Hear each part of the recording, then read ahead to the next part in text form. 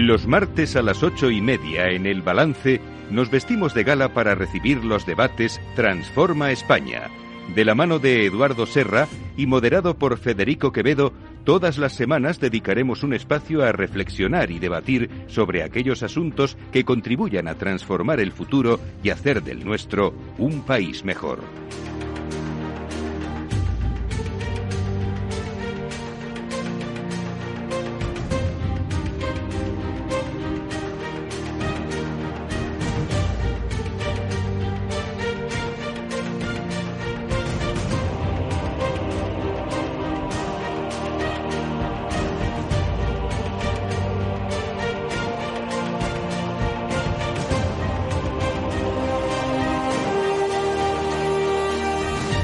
Eduardo Serra, buenas noches. Buenas noches, Federico. Aunque hoy es un día especial, porque estamos haciendo este programa especial hasta las 12 de la noche por las elecciones en la Comunidad de Madrid, aún así hacemos nuestro habitual debate de Transforma España, porque merece la pena y porque además seguro que tenemos un temazo que tiene mucho que ver con lo que está pasando hoy, ¿verdad? Sí, yo creo que sí. Nosotros no estamos peleando con la actualidad, pero vamos a ver un poco lo que significan las elecciones y cómo son estas elecciones. Y estamos acompañados por dos autoridades nacionales en la materia, a las que vas a presentar ahora. Pues sí, uno es Juan Díez Nicolás, que es catedrático emérito de Sociología de la Universidad Complutense de Madrid, fundador y exdirector del Centro de Investigaciones Sociológicas. Luego me vas a dejar que le pregunte sí, hombre, a Juan por algunas cosas que hemos conocido sobre el CIS. Juan Díez Nicolás, muy buenas noches. Juan Díez Nicolás, no sé si me oyes. Juan, ¿me oyes? No te oigo, Juan. Bueno, ahora cuando podamos habilitar el micrófono de Juan y nos escuche, le volvemos a saludar. El otro invitado es Francisco Llera Ramos, que es catedrático de Ciencia Política de la UPV y fundador y director del Euskobarómetro. Francisco Llera, muy buenas noches. Buenas noches a todos. A ti te oímos estupendamente. No sé si Juan ya tiene conectado el micrófono y nos puede oir ya. Juan, buenas noches. Buenas noches. Ahora sí. No os oía, pero nada, no pasa nada. Esto de la tecnología a veces tiene pequeños fallos, pero los arreglamos rápido, es lo bueno que tiene. Además tenemos aquí un equipo estupendo de producción, que son Alberto Coca, Néstor Betancourt, María José de la Vega, que están al tanto y al cabo de la calle y arreglando todo, cualquier pequeño inconveniente que podamos tener. Eduardo, ¿de qué vamos a hablar entonces con ellos? Bueno, primero hay que agradecerle que estén aquí porque, como has dicho, son dos verdaderas autoridades nacionales. Son uno fundador del CIS, nada menos, y el otro del Euskobarómetro. Yo creo que no hay posible mejor compañía que ellos dos para un día como el de hoy. La idea es hablar de las elecciones en un sentido de qué significan las elecciones y luego qué significan las elecciones, no las de hoy, sino hoy. ¿Qué significan? ¿Son lo mismo que eran en los años del comienzo de la democracia, de la transición, o no lo son? Es un poco la idea que me gustaría desarrollar en el debate de esta tarde. Y reitero el agradecimiento a ellos dos. Yo creo que hay que enfocar lo que son las elecciones. Yo creo que Europa, desde hace 1000 años, está intentando controlar al poder. Se dice que era en Inglaterra, la verdad es que fue en las Cortes de León donde ya en el siglo XII se estableció el principio de que no podía haber ningún impuesto sin representación, sin que lo votaran las Cortes. Esa fue la primera limitación al poder. Pero luego ha habido toda una aventura larguísima de, como digo, dura siglos para que se limite el poder. Alguien dijo que para que se limitara el poder es necesario que el poder controle al poder. Y se establece ahí el equilibrio de poderes que consagra Montesquieu y, por tanto, en la Revolución Francesa, que da puerta de entrada a la época constitucional. Yo creo que eso inaugura una fase que me gusta llamarla del Estado de Derecho, lo que los ingleses llaman el rule of law, en que, entre otras cosas, son sagradas la separación de poderes y la independencia del poder judicial. Sagrado quiere decir que si no existe eso, no hay verdadero Estado de Derecho y verdadera democracia. La democracia necesita además que la soberanía resida en el pueblo, y es esta soberanía la que se expresa a través de las elecciones. Y en las elecciones se da lo que llaman los expertos la legitimidad de origen. Un poder es legítimo si está respaldado por el voto popular y en caso contrario es ilegítimo. Esa es la legitimidad de origen. Luego hay otra que es la legitimidad de ejercicio. Se está haciendo uso del poder conforme a lo que se dijo, a lo que se dio, se está haciendo un uso correcto del poder o se está haciendo un uso arbitrario del poder. En eso también España, la Escuela de Salamanca en el siglo XVII consagró un principio que algunas veces no se ha entendido, que era el del tiranicidio. Se podía matar al tirano que gobernaba en contra de los intereses del pueblo. Esto lo inventó la idea de la Escuela de Salamanca, ¿no? Entonces, hoy llevamos 40 años de democracia, 40 largos. Y creo que no está de más recordar la similitud con la llamada Restauración, que empieza con el reinado de Alfonso XII, se abre con el golpe de Estado de Martínez Campos en Valencia, y abre una época que se turnaron los partidos de Cánovas y Sagasta, que duró hasta el año 23 de 1900, es decir, casi 50 años. Y entonces cayó y hubo una nueva dictadura que fue la de Primo de Rivera. Hoy hace 40 y tantos años, como decimos, que se inaugura la democracia bajo el auspicio del rey Juan Carlos I, y estamos empezando a ver quejas de esa democracia. Habría que ver si es que se está terminando o hay que darle unos nuevos aires para que continúe vigente muchos años.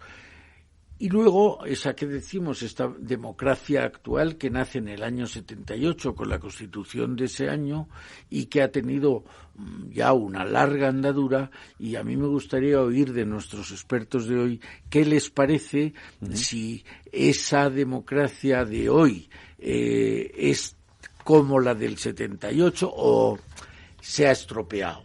En muy distintos elementos. Los partidos políticos, antes salió lo que llamábamos un bipartidismo imperfecto, había los nacionalismos, pero hoy no hay bipartidismo. A lo mejor volvemos al bipartidismo.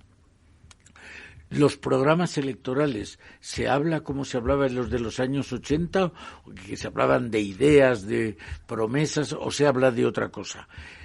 Hablar del ambiente, sigue habiendo la moderación o se ha sustituido por la crispación, por la radicalización. Los candidatos son parecidos, los electores son parecidos, entonces la práctica totalidad de los electores habían venido de una larguísima dictadura. Hoy la mayoría de los electores no vivieron, por suerte para ellos, la dictadura. Son diferencias que, como digo, me gustaría que nos dijeran los medios de comunicación social, las empresas demoscópicas, si son como antes o no son, si son mejores o peores. Ese es un poco el tema. Pues no sé, Juan, Francisco, ¿quién de los dos queréis empezar? Juan, si quieres, arranca tú.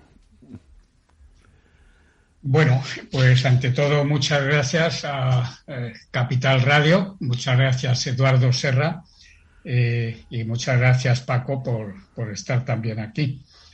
El tema que planteas, Eduardo, es enormemente amplio, como sabes tú muy bien, y por tanto, para no estar hablando durante horas, claro, me limitaré a 3 puntos.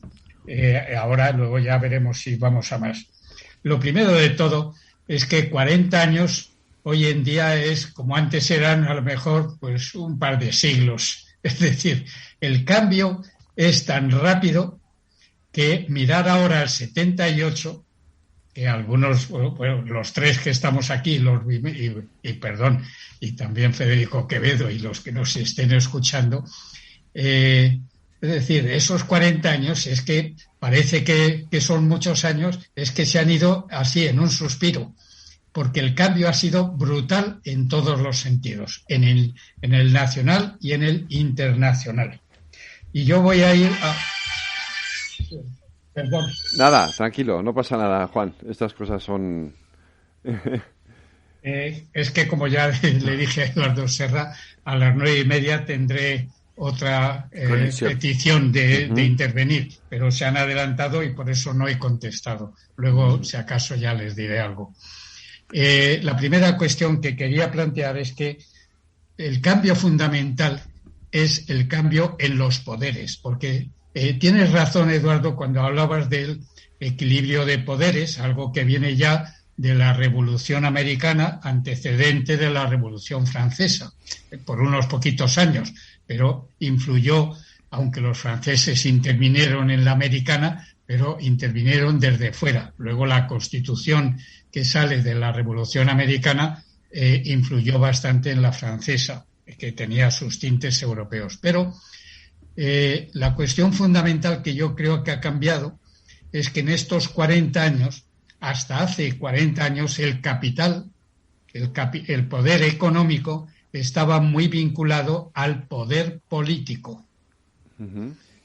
Era el Estado nacional, era capitalismo nacional, Estado nacional. En estos últimos años, que como he dicho, el cambio ha sido velocísimo, pues lo que nos encontramos es con un capitalismo internacional brutal.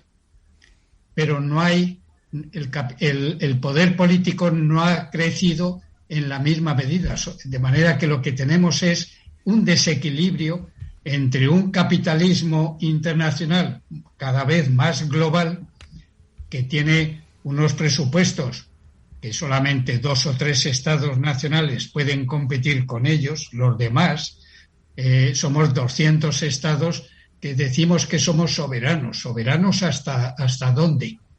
¿Hasta dónde? Incluido España.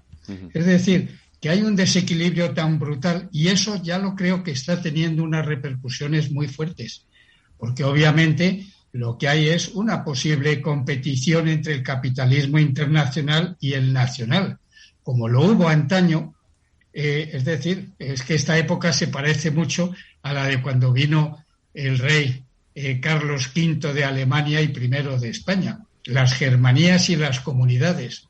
Las comunidades, que no tenían nada que ver con el comunismo como algunos creen, las comunidades defendían los derechos de los señores feudales frente a lo que venía de fuera, que era Europa, a través de la vinculación de la corona española con la austriaca, con lo que se ha llamado siempre la Casa de Austria.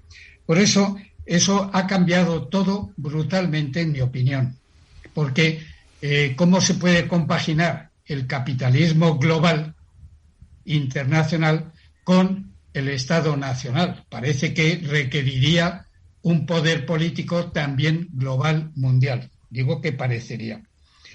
Y tercero, ya refiriéndonos muy concretamente a España, pues es que, claro, es que la transición se hace cuando España no estaba en la OTAN, no estaba en la Unión Europea, y cuando realmente pues la transición, vamos a decirlo así, lo hizo fundamentalmente una clase política que eran mayoritariamente funcionarios. Y con eso no es nada peyorativo, sino, vamos, peyorativo para bien, porque eran personas que no vivían de la política. Es decir, se pusieron al servicio de lo que era una democratización. Pero la mayor parte, no digo todos, pero una buena parte de los que protagonizaron la transición en el 77, a partir del 75, eran personas que cuando dejaban la política tenían su vida resuelta. Comparemos eso con la actualidad. Hagamos un repaso de los currícula de la clase política actual, a todos los niveles, incluidos los parlamentarios autonómicos, y vemos que la mayor parte de ellos tienen una experiencia solamente de partido político. Es muy diferente no saber, es decir, no tener los cuarteles de invierno preparados para cuando viene el necesario cambio político. Y yo me quedaría ahí porque no quiero robar tiempo a los demás. De acuerdo. Paco, ¿no? Le dejamos a Francisco Ollera que añade tú. Sí, comparto. Bueno, buenas tardes a... Buenas tardes. Y muchísimas gracias por la invitación, Federico. Y bueno, estoy encantado, lógicamente, entre otras cosas, que vosotros no lo sabéis, pero os lo digo. Fue mi director de tesis por el año 80, imagínense qué años, ¿eh? Muy buen doctorando, debo decir. Y al final, los dos eméritos nos hemos vuelto a encontrar. Bueno, nos hemos visto siempre, lógicamente, pero ahora trabajamos juntos, igual que si fuésemos juveniles recién terminada la carrera, y estamos encantados. Bueno, yo quisiera comparto las cosas que han dicho Eduardo, el análisis de Eduardo y el análisis de Juan, sin duda ninguna, pero yo quisiera subrayar alguna otra cosa. Bueno, fijémonos, efectivamente, como dice Juan, 40 años de hoy son siglos de no hace mucho tiempo. Es decir, las transformaciones sociales, simplemente pongamos la moviola en hace un año antes del comienzo de la pandemia. Y fijemos la cantidad de cosas que han cambiado en nuestras vidas. Y sobre todo han cambiado cosas que ya venían cambiando, pero que se han acelerado. Y yo voy a insistir en una cuestión importantísima, que son las expectativas. Las expectativas. Eduardo comenzaba su análisis hablando de, por así decirlo, la larga marcha hacia el imperio de la ley, que sin duda ninguna es una marcha secular, y no conseguida en plenitud ni en todos los sitios. Y esto es importante ahora que estamos en época de pandemia, como cuando hablamos de la inmunización de rebaño, o es global o no hay tal rebaño ni tal inmunización. Pues aquí nos pasa un poquito lo mismo con el tema del imperio de la ley y con lo que esto significa. Yo añadiría otra larga marcha, que es la larga marcha hacia la ciudadanía.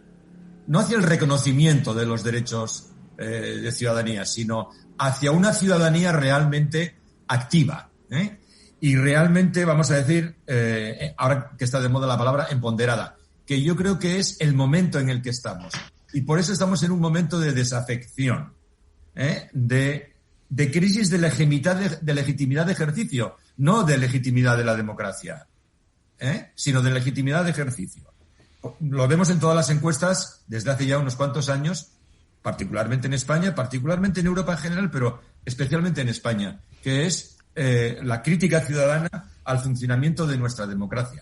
Exactamente por una razón, porque ha derivado en partitocracia. En partitocracia con una evidente pérdida de calidad de la clase política y con una clase política fundamentalmente profesional, como nos decía Juan ahora mismo. Y esta es una de las grandes diferencias con respecto a nuestros inicios en la transición. Por lo tanto, combinamos, desde el punto de vista de los ciudadanos, cambios de expectativas, fatiga de materiales del sistema democrático, del sistema institucional y crisis de resultados, lógicamente, y desafección inevitable de la ciudadanía respecto de los actores principales de la política, particularmente los partidos. No por casualidad, los partidos son el actor, la institución peor valorada y que menor confianza genera en los ciudadanos. Y son los que más poder acumulan y más poder gestionan. Y esto es una paradoja impresionante y que tenemos que resolver sí o sí, porque si no, esto no irá bien, obviamente, ¿no? Fijémonos, claro, los 30 primeros años de este periplo son 30 años de expectativas positivas, de mejora continua. Estaba asegurada la mejora. Podría ir más rápido, podría ser más lento, podría tener un timonel u otro, pero funcionaba. Y la gente, digamos, lo aceptaba. y el bipartidismo se reforzaba, dicho sea de paso. La última década es de expectativas negativas o de ausencia de expectativas. Y claro, es una década en la que, además de vivir entre dos crisis brutales, en época de globalización, tenemos un cambio generacional. Y ese cambio generacional, esas nuevas generaciones son las que aglutinan mayor déficit de expectativas. Y eso, desde el punto de vista del funcionamiento del sistema, es muy peligroso, lógicamente. Y cuestiona, obviamente, una legitimidad de ejercicio. Es decir, algo no funciona bien cuando no hacemos partícipes a las nuevas generaciones de los beneficios y, sobre todo, de las expectativas que nosotros les hemos transmitido. Y las hemos transmitido, obviamente, con plena conciencia que estábamos en lo cierto y de que, digamos, honestamente, no intentando engañarles, ni muchísimo menos. Por lo tanto, esto es algo que tenemos que afrontar sí o sí ahora mismo para dar una vuelta a nuestro sistema. Las elecciones de hoy en Madrid, y yo me lo esperaba, están apuntando a un cambio de ciclo de nuevo. Es decir, hoy el bipartidismo ha empezado a resucitar de nuevo. Lo que pasa que el bipartidismo de nuevo, sin mejorar la clase política ni sin mejorar las formas de hacer política, no es tampoco ninguna garantía de solución. Claro. Aquí me quedo. Eduardo. Bueno, me ha encantado oíros por varias razones. En primer lugar, Juan ha hecho al principio una separación entre economía y política hace 100 años y ahora. Yo recuerdo el año 94, creo que fue, vino un presidente de una multinacional europea muy importante, hoy desaparecida porque hacía carretes de fotografías de las antiguas, y nos explicó en una fundación aquí que había una pugna entre los estados nacionales y las empresas multinacionales. Y nos dijo, mi apuesta es que van a ganar las empresas multinacionales. ¿Por qué? Porque juegan en todo el mundo. Sin embargo, los estados están limitados por su territorio. Ahora vemos como las multinacionales, y más con Internet, pagan impuestos un poco donde quieren o donde más les conviene, y los estados son unos actores secundarios. Es verdad que también es verdad otra cosa, y es que España, a diferencia de la Restauración, hoy España tiene una economía poderosa, grande y además integrada en el mundo occidental. Básicamente en Europa, pero no solo en Europa.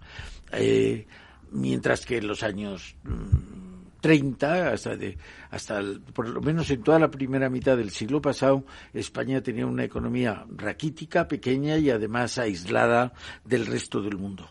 De lo que dice Francisco, yo creo que me gusta mucho una cosa, que es el que vamos camino del empoderamiento de la ciudadanía. Pero le haría una pregunta a Francisco, y es: ahora mismo, una de las causas, a mi juicio, de la mala prensa digamos, del sistema y de los partidos, sí. Son los partidos, pero dentro de los partidos es el que la democracia pretenden sustituir a algunos, la democracia representativa por la democracia directa.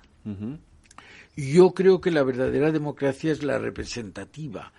Pero cuando dices, Francisco, que habría que empoderar a la gente, ¿te refieres?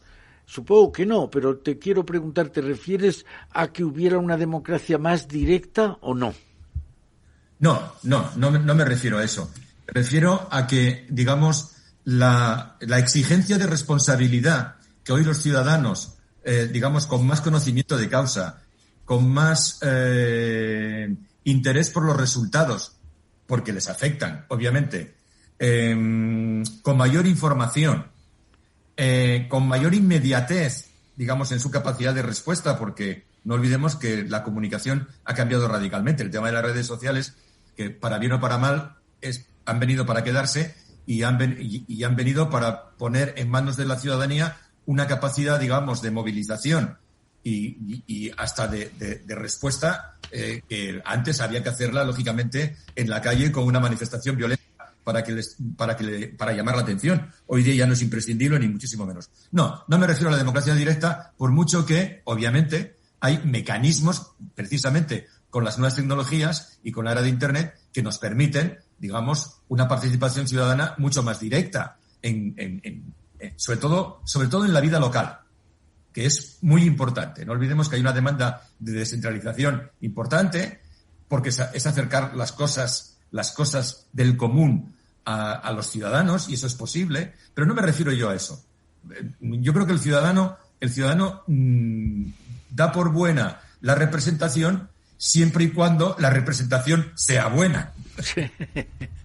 Efectivamente. Es decir, siempre y cuando realmente, además de representarle, la ejecuten, la realicen de acuerdo con, obviamente, el juego de expectativas que se generan, de demandas y de ofertas. Y esto hoy es mucho más posible, no hace falta cambiar las reglas de juego. Alguna la hay que retocar, porque lógicamente, insisto, hay fatiga de materiales y mecanismos de democracia directa, algunos mecanismos son viables sin cambiar la sustancia de nuestro modelo representativo.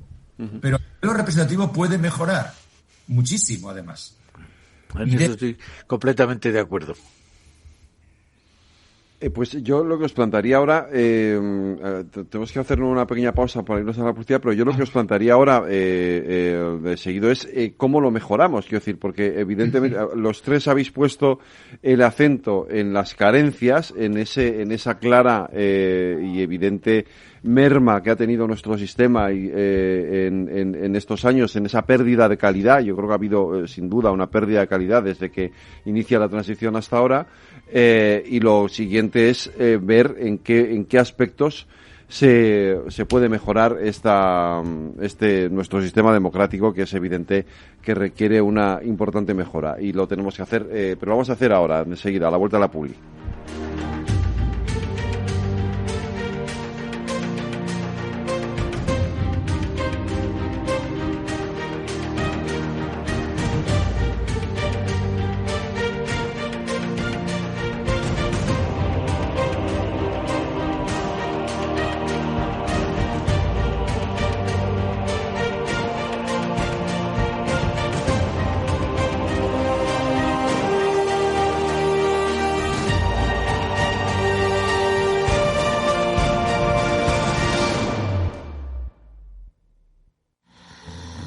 Venga, a levantarse. Es la hora.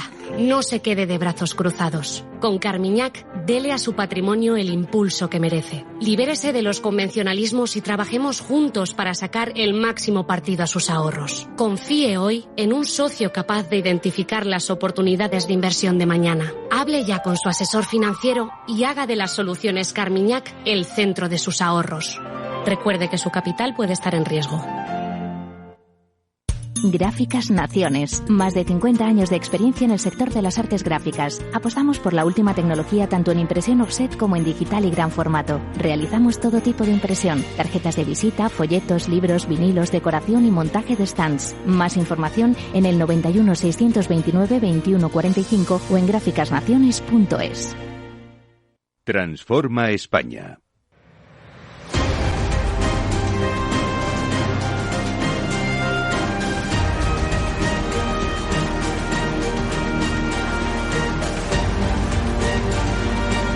Pues Eduardo, os planteaba eso. Yo creo que sería interesante ver en qué es mejorable, ¿no? En qué aspectos podemos mejorar este sistema. Sí, yo creo que una vez que parece que queda claro que el sistema es el correcto, sí, eso hay sí. que analizar cuáles son los defectos, como ha dicho Francisco, la vejez de los materiales, ¿no? Sí, me ha gustado esa expresión, de los materiales están un poco obsoletos ya. Sí, y entonces decir la fatiga, que es el nombre técnico, hay que ver de qué manera se pueden arreglar. Luego a mí me gustaría que Juan, que el otro día me explicaba, las empresas demoscópicas ¿hay diferencia entre las que nos hacían los sondeos en los años 70, 80 y las que nos los hacen ahora? ¿Tiene esto importancia mirando hacia la mejora del sistema? Me gustaría conocer eso. Y luego creo que una de las cosas que ha empeorado claramente las expectativas de las que hablaba Francisco es que tenemos un siglo XXI que empezó con en los 2000 la crisis de los .com, pero en el 2008 una crisis gigantesca con las hipotecas subprime y ahora con la pandemia una crisis como no habíamos visto en el último siglo, ¿no? Yo creo que esto ha perjudicado eso que la ha subrayado tanto de las expectativas. Y luego yo creo que es clarísimo que los partidos políticos han acumulado un poder completamente desmesurado y no están haciendo el buen uso del que yo creo que en el fondo, sin hablar de temas concretos como la corrupción, es lo que está fomentando más la desafección de la ciudadanía hacia la política. Pues Juan. Pero voy a intentar contestar a varias de las cosas. En primer lugar, porque tengo los datos de más de 50 países y no puedo dejar de contarlo aquí. Y es que cuando se pregunta a la gente, como ha señalado antes Paco Llera, sobre la confianza en instituciones, con datos para más de 50 países, resulta que cuando se pregunta por 19 instituciones, desde el Parlamento, el Gobierno de la Nación, los sindicatos, la Iglesia, etcétera, etcétera, todo lo importante, los partidos políticos o son la última institución o la penúltima. Pero estoy hablando de países como Estados Unidos, como el Reino Unido, como Francia, Alemania, Rusia, China, Japón, etcétera. O sea, no estoy hablando de países poco importantes, no, en todos. Bueno, el único país que valora a los partidos políticos un poco mejor, es decir, de los 19, pues allá por el puesto 10 o 9, es China. Cada uno que saque sus conclusiones. El único. Uh-huh. Y en cambio, la institución más valorada en todas partes, en primer lugar, o la segunda o la tercera, son las Fuerzas Armadas y luego la policía o cualquier sistema de seguridad. La gente quiere seguridad en todos los aspectos, no solamente la seguridad internacional, la seguridad amplia, en todo, desde la alimentación a la energía. La otra cuestión es que en algunos países estamos viendo una concentración grande del poder, porque sí, se ha hablado de la separación de poderes desde Montesquieu, las revoluciones, como he dicho antes, especialmente la americana. Pero lo que está viendo es una concentración del poder de manera que no hay 3 poderes, o 4, contando a los medios de comunicación, Federico. No, es que ahora ya solamente hay un poder. Y sobre todo, ¿qué es? Eso es más de España que de cualquier otro país occidental, incluidos los Estados Unidos y Europa. Aquí en España, el que gana las elecciones lo gana todo. Porque, a ver, no solamente tiene el Ejecutivo y puede hacer su gobierno, sino que es quien luego hace las listas, y por eso yo llevo años, Eduardo Serra lo sabe, desde el 77, cuando se aprobó, tuve discusiones con algunos de los colegas de UCD, porque a mí no me gustaba esa ley electoral, porque iba a tener los problemas que ha tenido, y es el omnímodo poder de los aparatos de los partidos. Vale. Uh-huh. Y yo llevo desde entonces pidiendo, que no es que me lo invente yo, o sea, que es la ley que existe prácticamente en todo la Europa y el Occidente democrático, que es la elección del candidato, de los candidatos al Parlamento uno a uno. Es decir, circunscripciones electorales únicas. España se divide, si vamos a seguir con 350 miembros del Congreso de los Diputados, pues 350 distritos electorales. donde compitan representantes de 20, de 30, de 40 partidos, da igual, pero uno es el que ganará. Y hay 3 modalidades.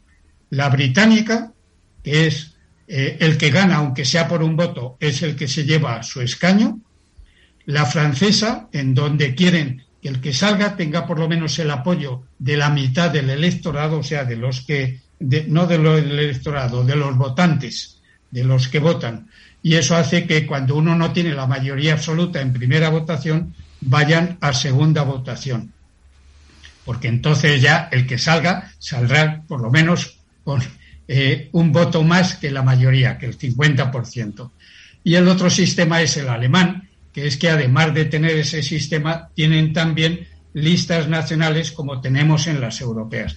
Bueno, en la reforma de la ley electoral en estos momentos es absolutamente imprescindible si queremos seguir teniendo democracia en España. Porque, como decía Yera, es que tenemos la democracia secuestrada por los partidos políticos. Y no solo por los partidos políticos, sino por los aparatos de los partidos políticos. Esa es la pura realidad y esconderlo no nos lleva a ningún sitio. Todos queremos democracia, pero la democracia es, primero, tiene que haber democracia en los partidos. No puede ser como ahora que cualquier miembro del Congreso de los Diputados, para poder hablar, tiene que pedirle permiso a su portavoz. ¿Por qué? El por qué es, la explicación es porque es el partido el que le ha puesto en la lista. La gente no le ha votado a él, ha votado la lista del partido X. Si no cambiamos eso, no tendremos una democracia comparable con la que tienen en otros países de nuestro entorno cultural. La otra cuestión es que, claro, ya no hay programas de partidos, pero por una razón, porque antes Fraga lo llamaba el libro gordo de Petete, que era, y Julio Anguita, acordaros, programa. Bueno, es que la gente ya no compra programas enteros. La gente está de acuerdo con el partido A en esto, está de acuerdo con el B en esto otro, y cuando llega el momento de la elección hace eso que Jeremías Bentham hace un par de siglos decía que era el cálculo de la felicidad. ¿Qué me conviene? ¿Qué gano y qué pierdo? Hacían un cálculo, pues eso es lo que hace ahora el elector. Dice, bueno, este partido estoy con él porque está a favor de tal cuestión, pero en cambio estoy más a favor del partido B por esta otra cuestión. ¿Qué es lo que a mí me beneficia o me perjudica menos? Y esa es la elección que hace la gente, por cuestiones, por lo que en inglés llaman las issues, es decir, por los temas, más que por programas completos. Y en cuanto a las empresas, Eduardo, en la transición, tú lo sabes muy bien, primero el CIS marcó una manera de hacerlo, porque para las generales pues había que hacer 30.000 entrevistas porque los escaños se reparten en cada circunscripción electoral. Madrid y Barcelona tenían más de 30 escaños y entonces para acertar escaños tienes que tener una muestra de la circunscripción, que Paco Llera lo sabe muy bien, tiene que ser entre 1.000 y 1.200. Para poder hacer de escaños. Para poder hablar de porcentajes, vale con una encuesta de 1.000 o 1.200 en toda España. Con eso puedes acertar perfectamente el porcentaje de votos de cada partido. Te digo lo mismo en Madrid. En Madrid, para acertar el porcentaje de votos a cada uno de los 6 partidos que se presentaban con opción, se puede hacer con una muestra de 1.000 o 1.200. Pero si quieres afinar en cuanto a los escaños que se va a llevar a cada uno, tienes que hacer la muestra un poco mayor, no llegar a los 30.000, no es necesario. Eso es para España. Por eso en las encuestas para las elecciones europeas, como España es distrito único, con una muestra de 1.000, 1.200, puedes acertar perfectamente en los resultados. ¿Qué ha pasado de la transición para acá? Pues primero que, como digo, el CIS puso un listón bastante alto que siguieron la mayoría de las empresas privadas, porque había. Pero luego ha venido la entrada también de la investigación comercial. Y la investigación comercial ha querido ahorrar, y tienes que ahorrar, ¿en dónde? En los costes. o en la calidad.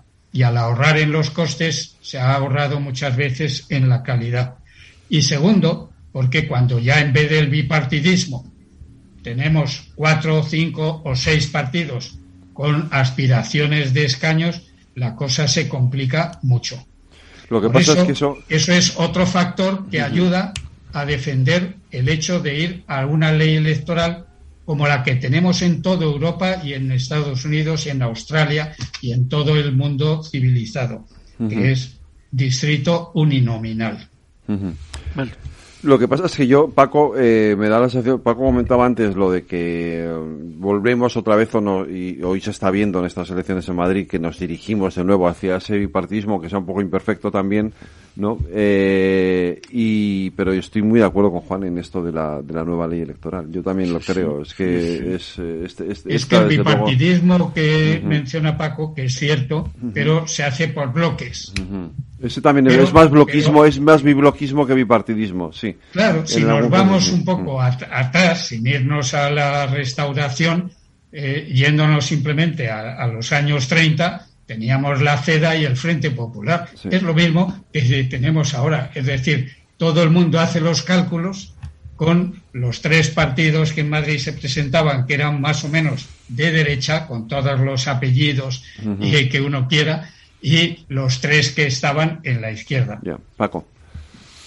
Sí, vamos a ver, yo voy a ir un poco más atrás. Yo creo que hay dos realidades profundas que requieren, hablando de los cambios que decía Eduardo, lo que evoca o a lo que se refiere Juan es realmente a lo que yo quería plantear, que tenemos que repensar el vínculo representativo. El grito del no nos representan del 15M, que luego se ha transformado, ha transformado el sistema de partidos con la misma ley electoral, así que cambiar el sistema electoral para que se explotase el sistema, lógicamente. El sistema de partidos lo han cambiado los ciudadanos, y lo han cambiado los ciudadanos por fatiga, simplemente con lo que había. A la vista del resultado, voy a ir un poco al final, a la vista del resultado, el ciudadano está volviendo al vale más lo malo conocido que lo bueno por conocer. Lo bueno ya sabemos lo que da de sí, desgobierno y ningún resultado, y polarización. Por lo tanto, volvamos a lo que teníamos, aunque no hayan cambiado y no nos guste nada, etcétera, etcétera. Esto es lo que de alguna manera está pasando, lo cual es relativamente frustrante, porque hemos perdido un tiempo hermoso para poder transformar el sistema cuando lo podrían haber hecho cuando tenían muchísima, digamos, capacidad representativa que luego han perdido. Me refiero a los grandes partidos. Porque hubo una época en la que el sistema no funcionaba con bloques. En la época de Felipe González, el sistema no funcionaba con bloques. Felipe González no pactaría nunca con su izquierda. Y no pactaría nunca con su derecha. Exacto. Evitarlo por todos los medios. El sistema funcionaba con un mecanismo de equilibrio centrípeto, de alternancia centrípeta. Luego estaba el tema de los nacionalismos, que es otro tema distinto. Quiero decir con esto que tenemos que repensar nuestro vínculo representativo. Y, lógicamente, para repensar nuestro vínculo representativo, uno de los mecanismos fundamentales es el sistema electoral. Cuando se hizo aquella ley electoral del año 76-77, los mecanismos son básicamente los que se aprueban, lógicamente, en la Ley para la Reforma Política, que da lugar a las primeras elecciones democráticas del año 77, se piensa en partidos débiles que hay que, digamos, apuntalar, para asegurar el tránsito y el inicio de la democratización. Pero luego, lógicamente, eso ha degenerado, porque, como dice Juan, efectivamente, el hecho de las listas cerradas y bloqueadas es la patente de corso para que el grupito que controla el partido A o el partido B ponga y quite a su antojo a las élites. Por lo tanto, los ciudadanos no tenemos ninguna capacidad para seleccionar a nuestras élites. Y eso, obviamente, en la degradación del sistema. Y eso hay que corregirlo. Por lo tanto, hay que corregir el vínculo representativo. Y el vínculo representativo lleva fundamentalmente, parejo, el tema del sistema electoral. Y hay fórmulas para cambiar, digamos, la capacidad de decisión del ciudadano de las élites. Cuestión fundamental para oxigenar el sistema, puesto que los partidos van a seguir, porque el ciudadano además dice que sin partidos no hay democracia. O sea que funciona de esta manera. Sin partidos no hay democracia. El mejor sistema es el democrático, la democracia representativa. Para eso no hay ninguna duda. Pero esto no funciona bien. Y los partidos no lo están haciendo bien. Por lo tanto, hay que transformar el vínculo representativo y los partidos tienen que dejar, digamos, más capacidad de acción a otros mecanismos de representación y no acapararlo absolutamente todo. Ese es el primer mecanismo. El mecanismo del vínculo representativo lleva parejo reformas que van en la línea de mejorar la rendición de cuentas. Lo que decía Juan de elección de los diputados directamente por los ciudadanos en distritos uninominales es un mecanismo de rendición de cuentas fundamental, pero no es el único, hay más, lógicamente. Transparencia, exigencia de transparencia brutal, porque nos anticiparemos a muchas degradaciones del sistema, sobre todo vinculadas a la corrupción, pero no solamente a la corrupción, sino también a fórmulas de caciquismo, de amiguismo, de mal uso del poder. Y finalmente, otro elemento importantísimo que es la deliberación.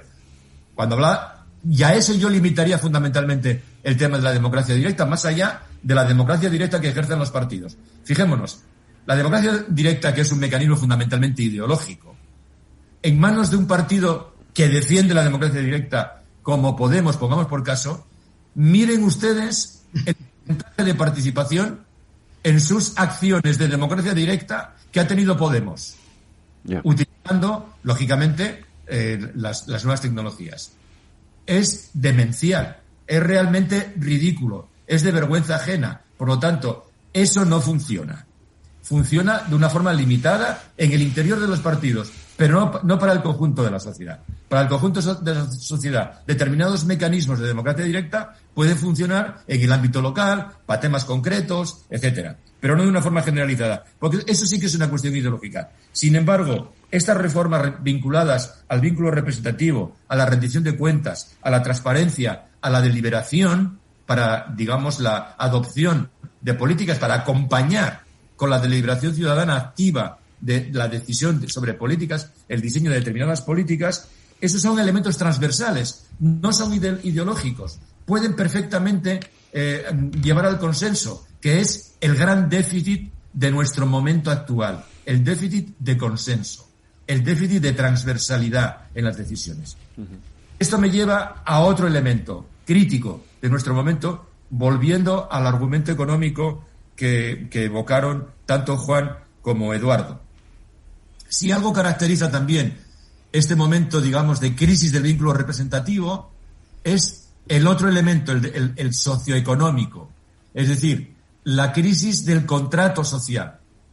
Nuestro modelo, surgido fundamentalmente en todo el mundo europeo fundamentalmente, después de la Segunda Guerra Mundial, o en el entorno entre guerras, Segunda Guerra Mundial sobre todo, que es cuando se consolida, está basado en un pacto fundamental entre los poderes económicos y, vamos a decir, la representación de las clases trabajadoras, de la gente humilde, etcétera, para garantizar igualdad de oportunidades, redistribución, justicia social, reducción de las desigualdades, movilidad social, etcétera, etcétera.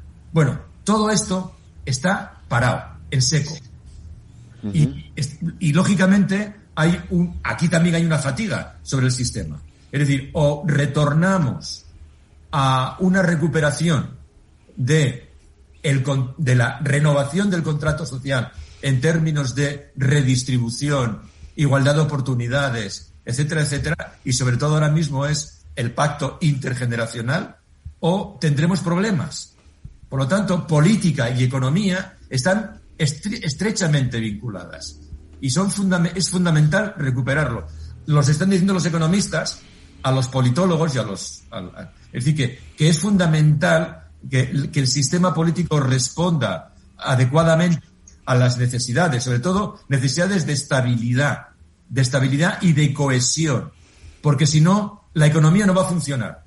Bueno, pues imaginémonos en la situación en la que estamos. Estamos en una auténtica encrucijada, vinculada al contrato social y al vínculo representativo. Tengo que ir un momento a publicidad y te doy paso, Eduardo. De acuerdo. Transforma España. Metro de Madrid te lleva de forma segura al trabajo, al gimnasio, al retiro. Un medio de transporte accesible y rápido que te acerca a los lugares y a las personas que más quieres. Ahora y siempre, utiliza el transporte público. Ahora y siempre, muévete en Metro. Metro de Madrid, Comunidad de Madrid. Especial elecciones 4 de mayo en El Balance, de 8 de la tarde a 12 de la noche. Toda la información en directo, la última hora, el recuento y el análisis de los resultados. Pueden seguirnos en las redes sociales con el hashtag #4M El Balance.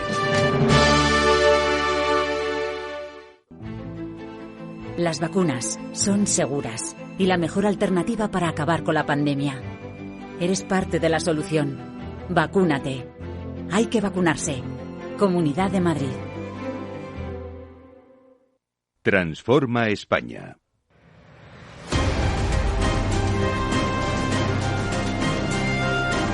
Eduardo, vamos a por esta recta final, que nos quedan 8 minutos de programa. Bueno, yo creo que entre los dos invitados de hoy han dado las claves de la mejora de la situación. Por un lado, está clarísimo el excesivo poder de los partidos políticos. No hemos hablado, pero veremos que, salvo rarísimas excepciones como esta emisora, los medios de comunicación social también han sido colonizados por los partidos políticos. Por desgracia. Y en vez de actuar como altavoces de la sociedad frente al poder, han actuado como correas de la transmisión del poder sobre la sociedad. Pero en fin, este es un caso clarísimo. Yo creo que si hemos visto que el bipartidismo tenía fatiga de los materiales y hemos ensayado nuevas políticas con más partidos y el resultado ha sido peor, si cabe, pues hay que volver, pero no podemos volver al mismo bipartidismo. Yo creo que la ley electoral es un elemento absolutamente esencial, pero hay algo que me gusta especialmente, y lo ha dicho, me parece que Francisco, tenemos que volver a lo que no hubo nunca, que eran consensos básicos, o no hubo casi nunca. Yo creo que ese bipartidismo imperfecto que tenía en los partidos nacionalistas el complemento, bueno, se ha visto que hemos llegado a un estado de las autonomías difícilmente manejable, la pandemia lo está poniendo de manifiesto. Parece que si hubiera habido un consenso básico entre los partidos mayoritarios, es decir, el que saque más votos gobierna y el otro no se lo impide, no hubieran tenido que estar sometidos al chantaje muchas veces de los partidos nacionalistas. Yo creo que los consensos básicos es esencial. Y por último, yo creo que hay un tema que es la economía y la política. No se ha dicho, pero si Europa es el 6% de la población mundial y cerca del 20% del Producto Bruto Mundial, es el 55% del gasto social. En un mundo globalizado esta situación es difícilmente sostenible y, sin embargo, eso se ha dicho, para mantener la cohesión social tenemos que hacer un esfuerzo supremo por mantener el estado de bienestar. Eso exige que haya un nuevo, lo ha dicho Francisco, un nuevo contrato social. No puede ser, sobre todo contrato intergeneracional, no puede ser que estemos hablando seriamente de que el sistema actual de pensiones no aguanta y en vez de guardar para cuando los jóvenes de hoy, que pagan las pensiones de los que hoy somos viejos, tengan su pensión cuando se jubilen, estamos subiendo las pensiones de hoy, lo cual quiere decir que van a tener menos para ellos. No puede ser. La generación, además es a la que pertenezco, habrá sido meritoria o lo que sea, pero no puede ser que les quitemos a nuestros hijos lo que nos dieron nuestros padres, con mucho menos riqueza, con mucha menos renta, nos dieron expectativas y nosotros se las estamos quitando a nuestros hijos y a nuestros nietos. Y yo creo que eso no se puede tolerar. Por eso me parece que la sociedad tiene que levantarse y agitar las solapas de los políticos y decirles que hay cosas que no pueden seguir haciendo aunque les beneficien a ellos, porque perjudica el interés general. Pues Francisco y Juan, os pido a los dos, en un esfuerzo de concisión, conclusión, porque nos quedan exactamente 3 minutos de programa, una conclusión. Juan. Yo trataré de ser muy rápido. Hubo consenso en la transición y lo dijo Felipe González en una conferencia que le oí, en donde dijo, es que Adolfo y yo estábamos de acuerdo hasta en los desacuerdos. Eso es la primera cuestión. La segunda, en cuanto a la economía, es que eso ya lo hemos tenido, Eduardo. Entre el final de la Segunda Guerra Mundial y la caída del muro de Berlín en el 89, lo tengo escrito, explicado y esto, el capitalismo distribuyó mejor. Y por tanto hubo estado de bienestar y hubo clases medias en todo el mundo occidental, incluida España. A partir de la caída de la Unión Soviética y del sistema soviético, el capitalismo ha pensado que ya no tiene por qué distribuir mejor. Esa es mi conclusión. Francisco. Sí, yo, sin ponerme nostálgico, pero en la misma línea, yo creo que tenemos la generación mejor preparada de nuestra historia. Hemos hecho un esfuerzo enorme en darles oportunidades. Todos. En privado, las familias y el sistema. En público, sí. Es mejorable, no cabe ninguna duda. Pero, lógicamente, no podemos frustrar su futuro. Yo soy optimista, yo creo en este país y yo creo que la única receta para los desafíos que tenemos es, lógicamente, recuperar la senda del consenso y del acuerdo entre las grandes fuerzas políticas, que es lo que demanda la inmensa mayoría de los ciudadanos. Lo que es increíble es que efectivamente la inmensa mayoría de los ciudadanos, como bien dice Francisco y como dice Juan, reclaman esa senda de consenso, de acuerdo, y sin embargo esos aparatos de los partidos se empeñan en ir por un camino absolutamente contrario al que pide la mayoría de los ciudadanos. En fin, hasta aquí este debate Transforma España de hoy. Juan Díez Nicolás, muchísimas gracias. Ha sido un verdadero placer. A vosotros. Francisco Llera, muchísimas gracias, de verdad, también para ti. Ha sido un enorme placer oírte y escucharte. Gracias a todos y un abrazo a los amigos. Y Eduardo, igualmente, te espero la semana que viene otra vez aquí. El martes que viene estaremos de nuevo en nuestros debates Transforma España. Un abrazo fuerte. Gracias, Federico. Nosotros seguimos adelante, que nos queda todavía mucha noche y mucha jornada electoral.